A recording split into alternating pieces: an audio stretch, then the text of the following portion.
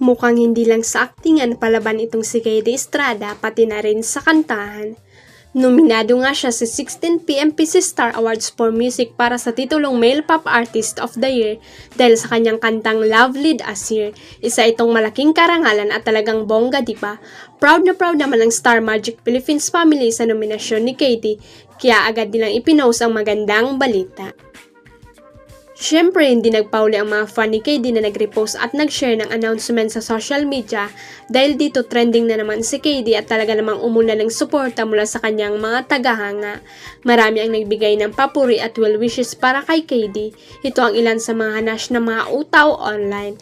Nag-message ako sa Star Magic, bakit walang post kay KD? Buti na lang na post din. Congratulations KD, God bless you always. Congratulations handsome, we're so proud of you. Sa nominasyong ito, pinatunayan ni KD na hindi lang siya sa pag-arte may ibubuga kundi pati na rin sa pagkanta. Muling natanong ang aktres na si Carmina Villaruel kung payag ba itong makatrabaho si Kailin Alcantara. Sa isang panayam ay nausisa ang ina ng kambal na sina Mabi at Cassie Legaspi kung gusto ba niyang makatrabaho ang umano'y dating girlfriend ng kanyang anak. Ano ba, magkakilala naman kami, of course we've worked together. Parang ayoko na lang magsalita kasi ito na nga, pag magsasalita na naman ako may sasabihin na naman sila, panimula ni Carmina.